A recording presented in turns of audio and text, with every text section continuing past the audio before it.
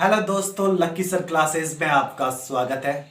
हम कंप्यूटर की श्रृंखला प्रारंभ कर चुके थे और उसी श्रृंखला में हम आगे बढ़ते हैं आज और डिस्कस करते हैं इसके इतिहास के बारे में।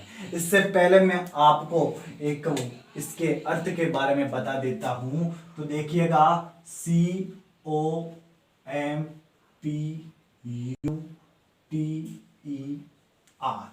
ये बना हमारा कंप्यूटर।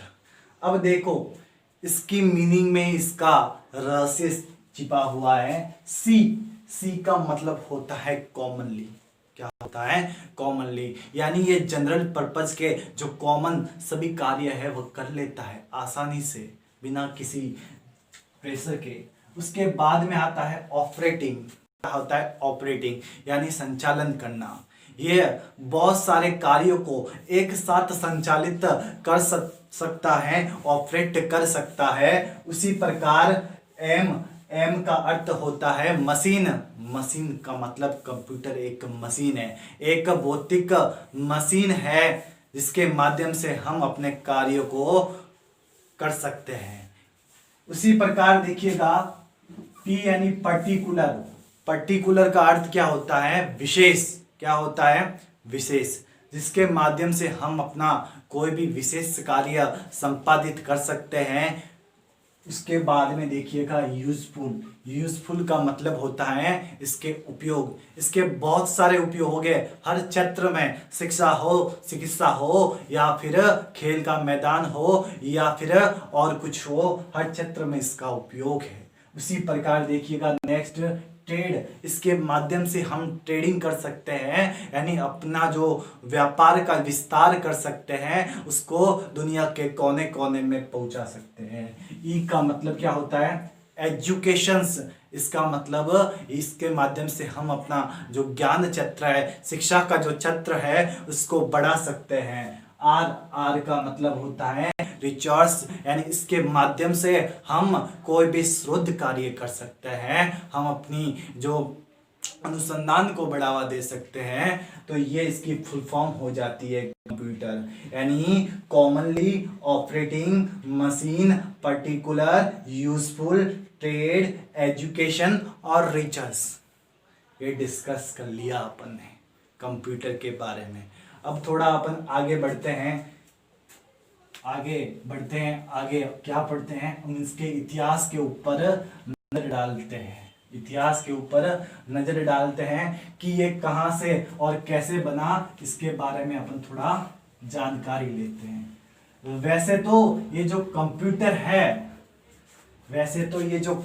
है, जिसके पास में इसका ज्ञान नहीं है वो उसके लिए एक डिब्बा है, लेकिन जिसके पास में इसका ज्ञान है वो उसके लिए पूरी दुनिया है। कंप्यूटर उसके लिए पूरी दुनिया है। और अपन इसके बात करते हैं इतिहास की, कंप्यूटर के इतिहास की बात करते हैं। कंप्यूटर के इतिहास की बात कर रहे हैं तो कंप्यूटर का इतिहास भी बहुत पुराना है। कंप्यूटर का इतिहास 3000 वर्ष का इसका इतिहास है, यानी कंप्यूटर का इतिहास कब से प्रारंभ हो गया था? 3000 वर्ष पूर्व ही इसका क्या हो गया था? इतिहास प्रारंभ हो गया था। इतिहास प्रारंभ हो गया था। अब देख लीजिए तो कब और कहां पे हुआ। तो सबसे पहले जो गणितीय गणनाएं करने के लिए, कैलकुलेट करने के लिए उस समय एक उपकरण बना था चाइना में। कहां पे बना था? चाइना में एक उपकरण बना था, चीनी उपकरण बना था। किसका? कैलकुलेट करने का, गणना करने का। और वो कौन सा उपकरण था? तो वह था अबेकस। कौन सा था? अबेकस। यानी ये पूरा का पूरा चाइना माल था। अबेकस क्या था? चाइना माल था। अब मैं आपको डिटेल देना चाहूंगा कि ये अबेकस क्या है। तो अबेकस को अपन गिनतारा भी कह सकते हैं। क्या बोल सकते हैं? गिनतारा भी कह सकते हैं। इसमें क्या होता है? तो इसमें मणिये होते हैं, मोती होते हैं। क्या होते हैं? पिरोए गए होते हैं, मणिये या फिर मोती होते हैं। मोती या फिर मणिये होते हैं। आपने जब छोटी कक्षा में पढ़ा होगा कि आपको एक स्लेट दी जाती थी और उसके अंदर एक स्लेट टाइप्स होती थी और उसमें क्या होती थी, बहुत सारी उसमें मणिये होते थे और उसके माध्यम से हम कैलकुलेट करते थे। तो यही अबेकस था। तो ऐसे ही ये अबेकस का उपकरण था, उस समय उन्होंने बनाया था। और ये उपकरण बनाया किसने था? तो ये उपकरण किसने बनाया था मैं बताना चाहूंगा। टीम क्रेनर ने बनाया था। क्रेनमर ने बनाया था। तो ध्यान रखना, अबेकस किसने बनाया था? तो टीम क्रेनमर ने बनाया था। और इसका एक अन्य नाम, इसको जापान में क्या बोला जाता है? तो सारोबोन बोला जाता है। ध्यान रखना। तो अबेकस के बारे में पूरी डिटेल हो जाती है कि चाइना में बना था, चाइना माल। उसके बाद में इसको गिनतारा भी कहते हैं। इसमें मोती या फिर मणिये यूज किए जाते हैं। और इसका आविष्कार किसने किया? तो टीम क्रेनमर ने किया था। और जापान में इसको क्या बोला जाता है? तो सारोबान बोला जाता है। डिटेल हो जाती है। अब थोड़ा अपन आगे बढ़ते हैं, एक और डिस्कस करने जा रहे हैं अपन। देखिएगा, ये तो हो गया। अब अपन आगे बढ़ते हैं। तो आगे किसके बारे में पढ़ेंगे? तो आगे बढ़ने की मैं बता देता हूं एक नेपियर बॉन्स के बारे में। किसके बारे में बताने जा रहा हूं? Napier bones. अब नेपियर बॉन्स क्या था? नेपियर बॉन्स, इसके बारे में बताना चाहूंगा। नेपियर बॉन्स क्या था? तो इसके बारे में मैं बताना चाहूंगा कि ये नेपियर बॉन्स कब बनाया गया था। तो ये जो नेपियर बॉन्स है वो बनाया गया था 1617 में। कब बनाया गया था? 1617 में बनाया गया था। 1617 में ये बनाया गया था। इसमें क्या होता है कि इसमें गणनाएं करने के लिए आयताकार पट्टियों का उपयोग किया जाता था। किसका उपयोग किया जाता था? आयताकार पट्टियों का उपयोग किया जाता था। और इसके माध्यम से जो गुणा करने का जो प्रोसेस है वह आसानी से हो जाता था। गुणा करने की प्रक्रिया आसानी से हो जाती थी। और इसके कारण ये हो गया था फेमस हो गया था। और ये जो आयताकार पट्टियां बनाई गई थी वह किससे बनाई गई थी? हड्डियों से बनाई गई थी। किससे बनाई गई थी? हड्डियों से ये बनाई गई थी। हड्डियों को इंग्लिश में क्या बोलते हैं? बोन्स बोलते हैं। तो इसी के कारण इसका नाम क्या पड़ गया? Napier bones. क्या पड़ गया? Napier bones. तो ध्यान रखना, नेपियर बोन्स क्या था? तो 1617 में आयताकार पट्टियां के माध्यम से उन्होंने, यानी जो नेपियर थे, उन्होंने गुणा करने की प्रक्रिया विकसित की थी। जिसके में जो आयताकार पट्टियां किसकी बनी हुई होती थी? हड्डियों से बनी हुई होती थी। और जिसके कारण इसका नाम क्या पड़ गया? नेपियर बोन्स पड़ गया। और ये वही नेपियर बोन्स है जिन्होंने एंटीलॉग या फिर लघु गुणक विधि का आविष्कार किया था। ध्यान रखना, ये वही है जिन्होंने कौन सी? लघु गुणक विधि, एंटीलॉग विधि, मैथ्स में पढ़ते हो ना, उसका आविष्कार किसने किया था? तो जॉन नेपियर ने किया था। इतनी डिटेल आपको मैंने दे दी है। अब थोड़ा आगे बढ़ते हैं किसके बारे में। तो इसको मैं रफ कर लेता हूं, देख लो एक बार। अब अपन आगे बढ़ते हैं। अब आगे किसके बारे में पढ़ेंगे? सबसे पहले अपन ने किसको डिस्कस कर लिया? तो सबसे पहले अपन ने डिस्कस कर लिया अबेकस को। फिर किसको डिस्कस किया? नेपियर बोन्स को। अब किसको डिस्कस करने जा रहे हैं? ब्लेज पास्कल को। किसको डिस्कस करने जा रहे हैं? Blaise Pascal. अब ये ब्लेज पास्कल कौन है? ब्लेज पास्कल कौन है, इसके बारे में अपन थोड़ा पढ़ेंगे।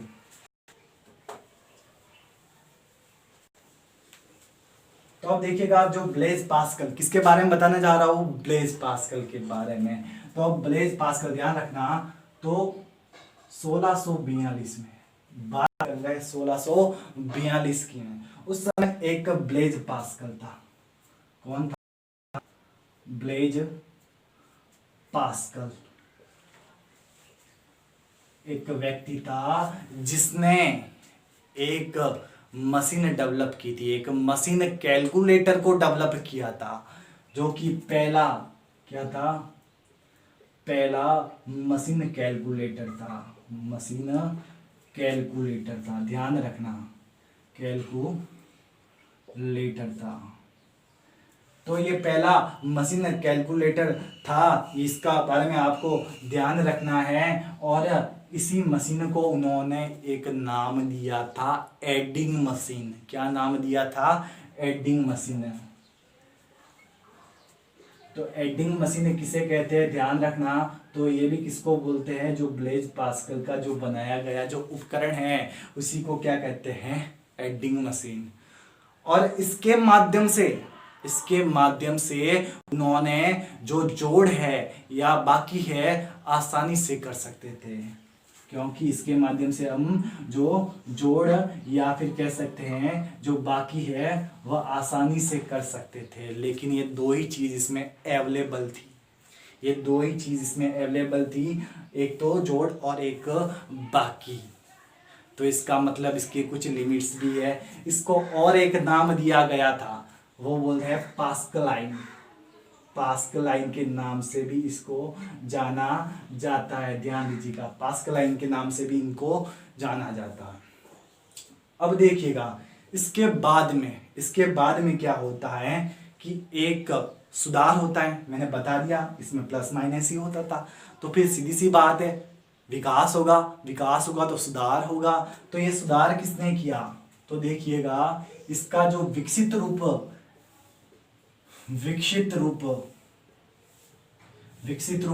किसने डेवलप किया? तो जर्मनी के एक वैज्ञानिक थे, कह सकते हो कि लेबनीज। क्या था? लेबनीज। तो उन्होंने इसमें सुधार किया। अब जो पहले प्लस माइनस हो रहा था तो इन्होंने अब इसमें गुणा भाग, यानी प्लस माइनस हो रहा था तो इन्होंने अब इसमें गुणा और भाग के भी प्रोसेस इसमें डाल दिए गए। यानी जो अब इसके माध्यम से जोड़ भी कर सकते थे, बाकी भी कर सकते थे, गुणा भी कर सकते थे और भाग भी कर सकते थे। और ये किसने फीचर्स ऐड किया था? जर्मनी के लेबनीज ने। इसलिए इसको लेबनीज चक्र के नाम से भी पुकारा जाता है, लेबनीज चक्र के नाम से भी पुकारा जाता है। और इसको जो नाम दिया गया था वह था रेकनिंग मशीन। क्या नाम दिया था? रेकनिंग मशीन, ध्यान देना, रेकनिंग मशीन। तो ये आपने इसके बारे में पढ़ा कि रेकनिंग मशीन क्या थी। क्लियर हो गया ये टॉपिक।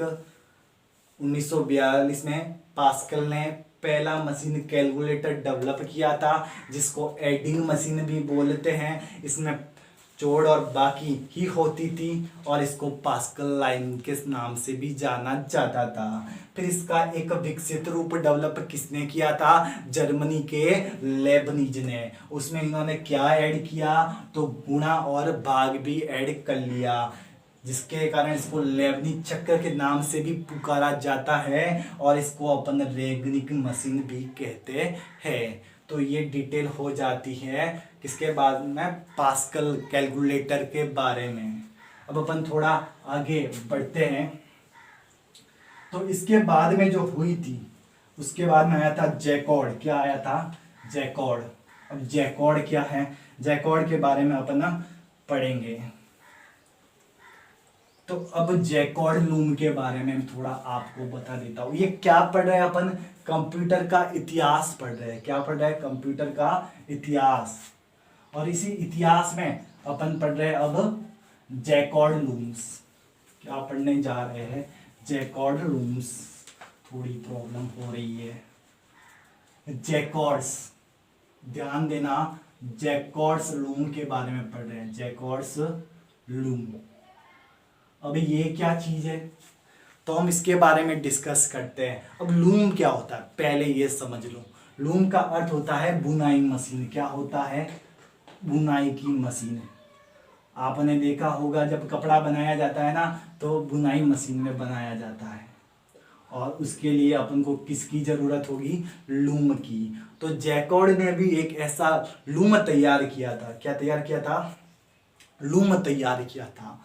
और लूम की विशेषता बता दूं मैं, कि उन्होंने इसमें इसमें जो इसका जो डिजाइन का जो पैटर्न था, बुनाई का जो डिजाइन था, उस डिजाइन का जो पैटर्न था, उस पैटर्न को इन्होंने किस में डिजाइन किया? पंच कार्डों के रूप में, यानी छिद्र युक्त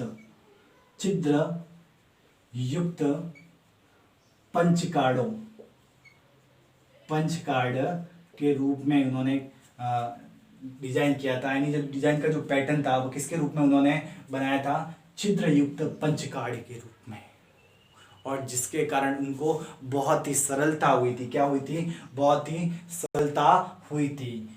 तो ये इन्होंने बनाया था किसने? जैकॉर्ड लूम ने। और फिर बात करूं तो इसकी वजह से क्या हुआ? तो इसकी वजह से दो कॉन्सेप्ट बाहर आए थे। कितने कॉन्सेप्ट? दो कॉन्सेप्ट।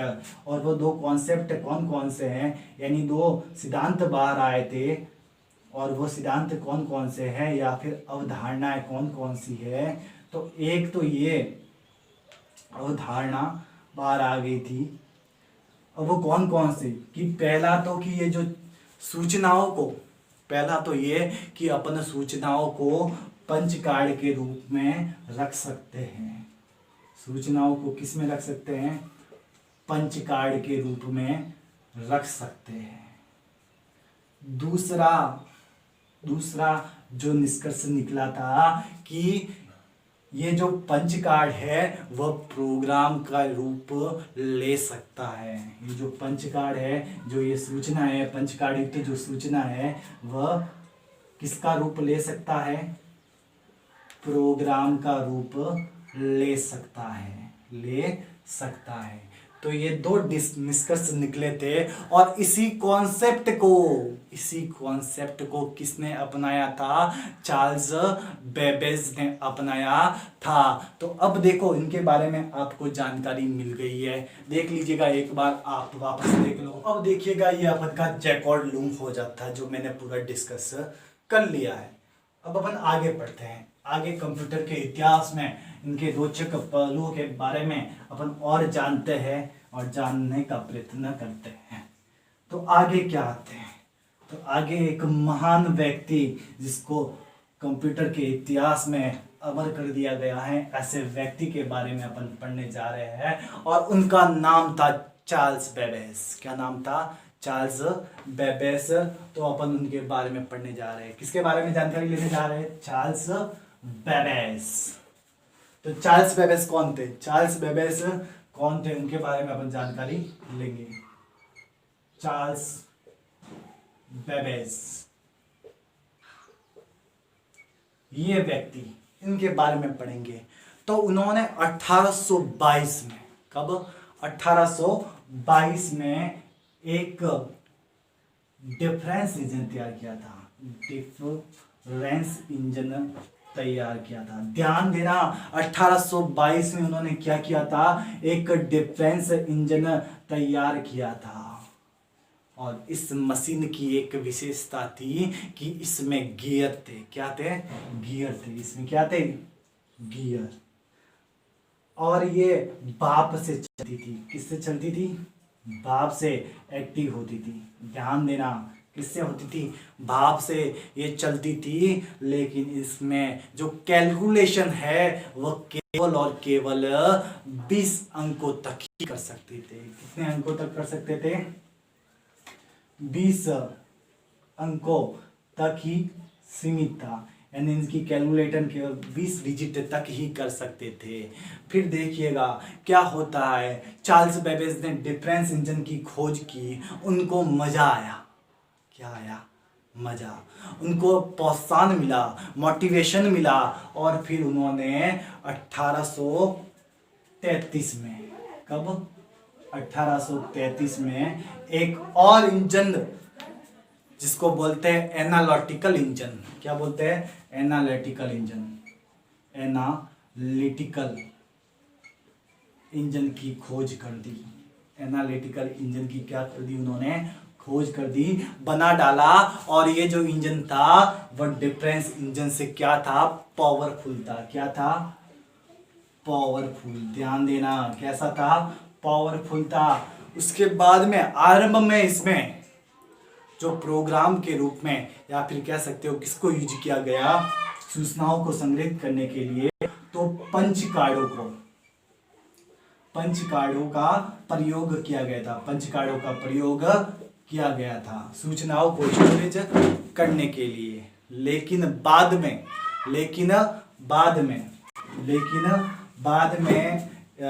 आपने देखा होगा कि उनको एक लेडी मिल जाती है। क्या मिल जाती है?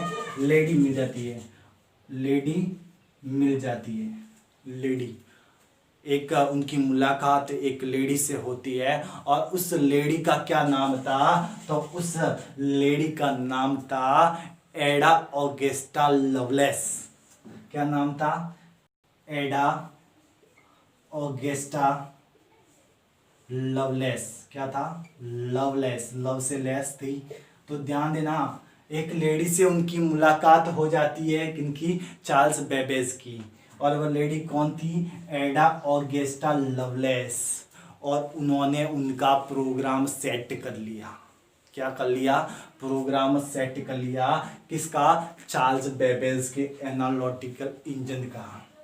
क्या कर लिया उन्होंने? उनका प्रोग्राम सेट कर लिया। इसी कारण इस प्रोग्राम सेट कर दिया था। और इसी कारण इसको विश्व की प्रथम प्रोग्रामर कहा जाता है। किसको? इस एडा ऑगस्टा लवलेस को क्या कहा जाता है? विश्व की प्रथम प्रोग्रामर। इंपॉर्टेंट क्वेश्चन है कि विश्व की प्रथम प्रोग्रामर किसे कहा गया था? तो एडी ऑगस्टा लवलेस को, जिसने किसका प्रोग्राम सेट कर लिया था? चार्ल्स बेबेज का। और चार्ल्स बेबेज को क्या कहा जाता है? तो इसको कंप्यूटर का पिता कहा जाता है। इनको क्या कहा जाता है? कंप्यूटर का पिता कहा जाता है। क्योंकि इन्होंने जो ये एनालिटिकल इंजन तैयार किया था, बाद में कंप्यूटर का प्रोटोटाइप बना था। जो आधुनिक कंप्यूटर है उसका क्या बन गया था? जो आधुनिक कंप्यूटर है उस कंप्यूटर का क्या बन गया? प्रोटोटाइप बन गया था। क्या बन गया था? प्रोटोटाइप बन गया था। तो अब आपको इसके बारे में पूरी डिटेल मिल गई होगी कि चार्ल्स बेबेज और एडा लेडी लवलेस कौन थी। क्लियर हो गया? सेट हो गया ये। अब अपन थोड़ा आगे बढ़ते हैं। अब आगे किसके बारे में पढ़ेंगे? तो अपन आगे पढ़ने जा रहे हैं हॉलरीथ के बारे में। हरमन हॉलरीथ के बारे में अपन पढ़ेंगे। अभी ये कौन था? हरमन हॉलरीथ। तो ये ध्यान देना, कंप्यूटर के पिता किसको कहा जाता है? चार्ल्स बेबेज को। क्यों कहा जाता है? पूरी डिटेल मैंने आपको विस्तार सहित बता दी है। अब अपन पढ़ने जा रहे हैं हरमन हॉलरीथ के बारे में। हरमन हॉलरीथ के बारे में। हरमन हॉलरीथ। अभी ये कौन थे? तो ये देखना, आपको इनका परिचय कैसे करवाता हूं मैं। तो ध्यान देना, जो हरमन हॉलरीथ थे, उन्होंने एक टेबुलेटिंग मशीन का निर्माण किया था। किसका निर्माण किया था? टेबुलेटिंग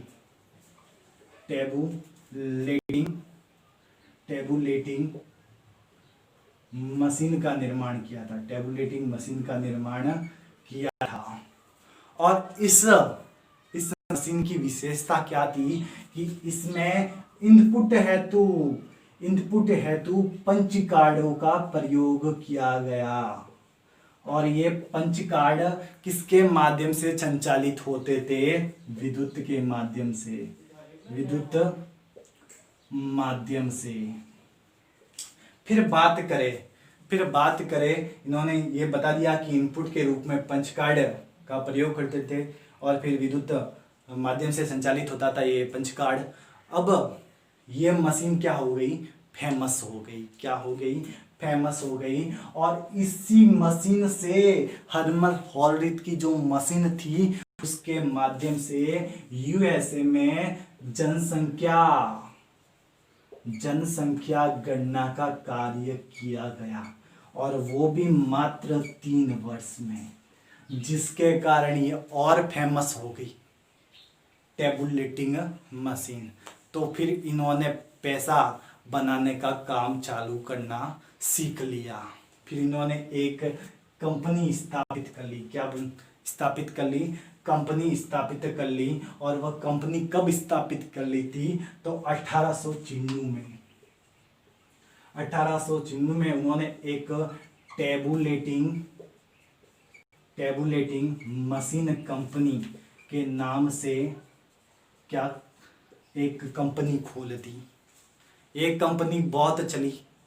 फिर उन्होंने एक और कंपनी के साथ में जो कांटेक्ट कर लिया था, समझौता कर लिया था, और वो कौन सी कर लिया था, और फिर इसका क्या नाम चेंज कर लिया। क्या कर लिया, इसका नाम चेंज कर लिया और इसका नाम क्या रख लिया, कंप्यूटर टेबुलेटिंग रिकॉर्डिंग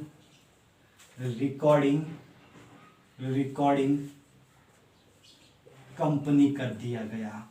जब इन्होंने अन्य कंपनी के साथ में अपना जो करार या समझौता किया। फिर बात करते हैं 1924 को। तो इन्होंने 1924 में इसका जो नाम था वह क्या कर दिया, IBM। नाम तो सुना होगा, IBM यानी इंटरनेशनल बिजनेस मशीन।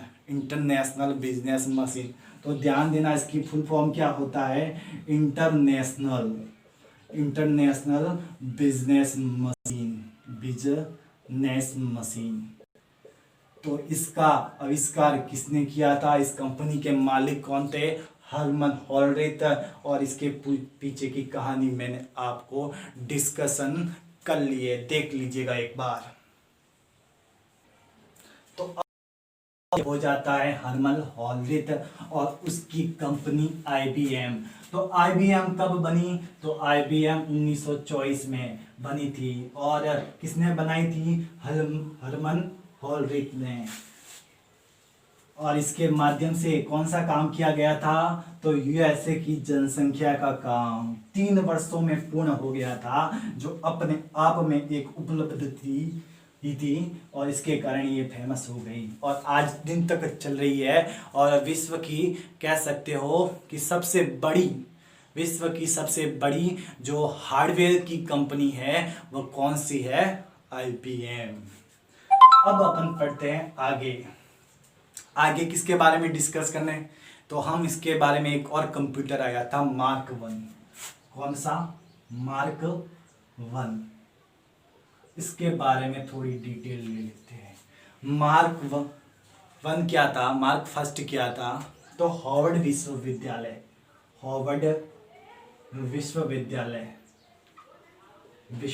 आया हुआ है। उस विश्वविद्यालय के एक प्रोफेसर थे H. आइकन। कौन थे, H. आइकन। उन्होंने इस मार्क 1 कंप्यूटर को तैयार किया था।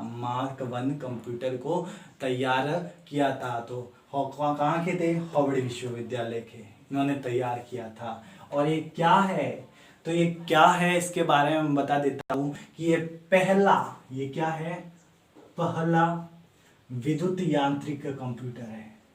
पहला विद्युत यांत्रिक कंप्यूटर है। समझ में आ गया। क्वेश्चन आता है कि पहला विद्युत यांत्रिक कंप्यूटर कौन सा है, तो मार्क 1 है। कौन सा, मार्क 1। और ये जो इसका जो प्रोसेस है ये कब लॉन्च हुआ था, तो 1937 से लगाकर 44 के बीच में ये लॉन्च हुआ था। इसके बारे में डिटेल हो गई। फिर एक और कंप्यूटर डिस्कशन करने जा रहे हैं, ABC। ABC ABC अब ABC क्या था? ABC क्या था? तो इसका पूरा नाम, यानी दो वैज्ञानिक थे। एक का नाम था एटन सॉप। क्या नाम था? Eton shop. और दूसरा था, उसका नाम क्या था? कैलिफोर्ड बेरी नाम था। क्या नाम था? कैलिफोर्ड बेरी नाम था। तो इन दोनों ने मिलकर एक कंप्यूटर तैयार किया था, जिसको क्या बोला गया? Atanasoff Berry computer. तो इसकी फुल फॉर्म आ जाती है ABC की। तो एटन सॉप बेरी कंप्यूटर, ये भी क्लियर हो गया। इसके बाद में मैं आपको और एक कंप्यूटर के बारे में बताना चाहता हूँ, एनियाक। कौन सा? एनियाक। एनियाक क्या है?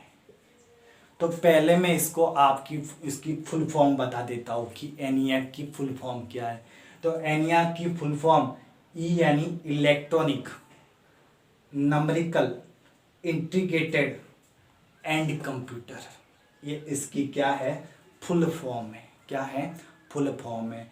और ये पहला डिजिटल कंप्यूटर था। क्या था? ध्यान देना, ये पहला डिजिटल कंप्यूटर था। पहला फर्स्ट डिजिटल कंप्यूटर था। और पूर्णतः क्या था? इलेक्ट्रॉनिक था। कैसा था? इलेक्ट्रॉनिक था। तो इसके बारे में दो बातें हो जाती हैं। ENIAC electronic numerical integrator and computer क्या था? तो पहला डिजिटल कंप्यूटर, उसके बाद में दूसरा कि ये पूर्णतः इलेक्ट्रॉनिक था। और बात करें कि इसका निर्माण किसने किया, तो एकट और मुसली ने किया था। एकट एवं मुसली ने किया था। तो ये बात भी क्लियर हो गई। इस एनियाक के बारे में आपको जानकारी मिल जाती है। अब देखो, ये एनियाक हो गया। अब एनियाक के बाद में अपन जो पढ़ने जा रहे हैं वो किसके बारे में पढ़ेंगे? तो एक और कंप्यूटर था, एडचेक। क्या नाम था? एडचेक। मैं आपको यहीं पे बता देता हूं, एडचेक। कौन सा? एडचेक। अब एडचेक क्या था? किसके बारे में डिस्कशन करने जा रहे हैं? एडचेक के बारे में। एडचेक के बारे में। अभी ये एडचेक क्या है? तो इसकी फुल फॉर्म बता देता हूं, इलेक्ट्रॉनिक